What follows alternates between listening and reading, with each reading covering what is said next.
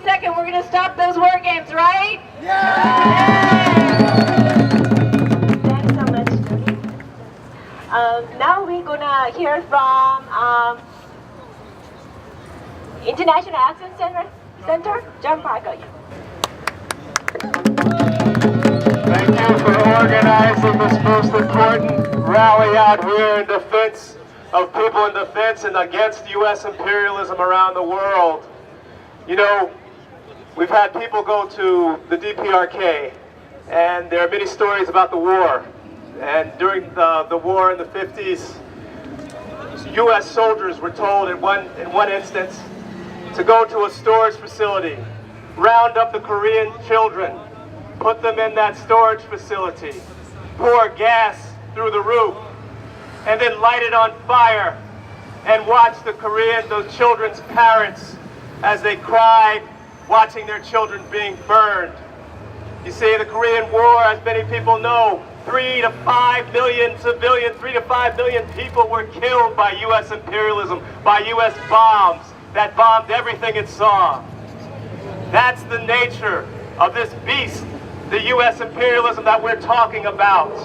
That's why it's important to defend the sovereignty and the right to self-defense of the North Korean people. To ask the North Korean people to put down their defenses while THAAD missiles are in South Korea pointing at them is to ask them to lie down and be defeated. And that would not only hurt the North Korean people, that would hurt the entire world, because the U.S. wants the Korean Peninsula as hegemony, to start war against China, to start war against Russia. It's not good for the people. As long as the Korean people can defend themselves, it is good for the rest of the world. And we must respect their sovereignty. And the demand should be, get those THAAD missiles out of South Korea. Those are first strike weapons. Get them out of North Korea.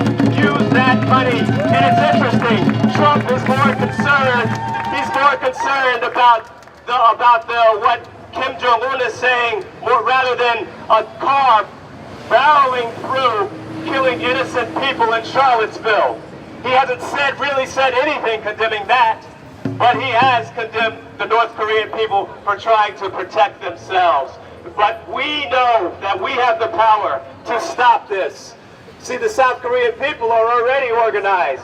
They're already organized against those THAAD missiles. We must join their efforts because we can be victorious. My name is Doug Kaufman, and I am an organizer with the Answer Coalition, which stands for Act Now to Stop War and End Racism, and I'm a member of the Party for Socialism and Liberation. What are you doing here today? We're here today to stand against the Trump agenda and the generals that have taken over the White House, who see that they would like to start a war to annihilate the Democratic People's Republic of Korea. They're making insane threats, including nuclear threats, against a people who 50 years ago they slaughtered for no reason except to try to forward their mission of dominating the globe, of exploiting other people and their resources. So we're here to stand against that and to say that we will do everything that we need to in order to stop the U.S. war machine if it continues to make these threats against the DPRK. Most Americans, when it comes to the DPRK, they're very kind of clueless and they're just indoctrinated, lots of propaganda. How did you break out of that? I mean, I think it boils down to just studying the real history, especially of what happened in the Korean War. More bombs were dropped north of the DMZ than had been dropped in all of World War II combined. It was a genocidal war that left every building in Pyongyang leveled. And this was to try to crush what was the native resistance movement against Japanese imperialism that liberated Korea, all of Korea. And so once you learn that real history, and once you realize what the U.S. is aiming to do in Korea, they see Korea, as valuable for the resources that are there that can be extracted, but they also see Korea as nothing more than a launching pad to try to invade and attack and weaken China as well. So it's a part of a global plan, to dominate the world and to subject the people of Korea and China to a new status of colonialism that they threw off over 50 years ago. And to speak on the issue of propaganda, the propaganda in the United States is so racist against North Korea that it's apparent to anyone with sense that there's something deeper there. The racist caricatures of Kim Jong-un and the other leaders of North Korea, and the racist stories that come out that are so outlandish and crazy. Human beings are human beings from country to country. A lot of these stories that you see come out that are fabricated by the capitalist media in the United States are too insane to even believe. They're laughable. Okay, so today, while a lot of people came out in support of peace and direct talks and against aggression, we saw over on that side there were a bunch of people who didn't feel that same way. And earlier, you were holding a DPRK flag, and what happened there? A friend here at the protest asked if I could hold the flag. I think there's very real concerns, especially for Korean people, holding that flag, because while they claim that North Korea is a dictatorship, the real dictatorship is in South Korea, which has been ruled by military dictators for most of its existence that were in cahoots with the U.S. imperialists. They have a law, the National Security Law, that shows that any act of solidarity with the North could get you sent to prison.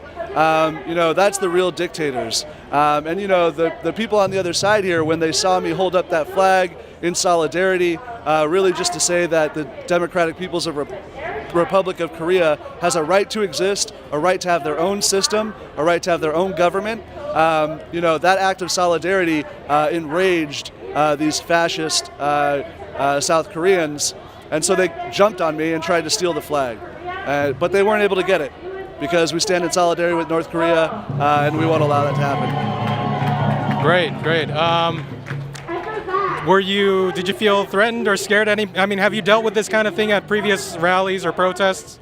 I've dealt with this in other protests here in the United States. These kind of fascist behaviors are not uncommon here as well. We have the Nazis, the Klan. These people terrorize people in the United States in much the same way that this gentleman tried to terrorize me or intimidate me into giving up on my solidarity with the DPRK. Great. And one last thing is, do you have a message for the Korean people, like here in Los Angeles, anywhere? Yeah. Our message to the Korean people is that we stand with you, we stand for peace, we stand for unification, we stand for a peace treaty in a war that never ended, and that, to not be disheartened by the fact that many people in the United States don't really understand this. A lot of them are being fed so much racist propaganda and so many lies for so many years that it's hard for them to conceptualize this. But we do stand against war, and we're going to continue to fight and organize with people here in the United States in solidarity with the people of Korea.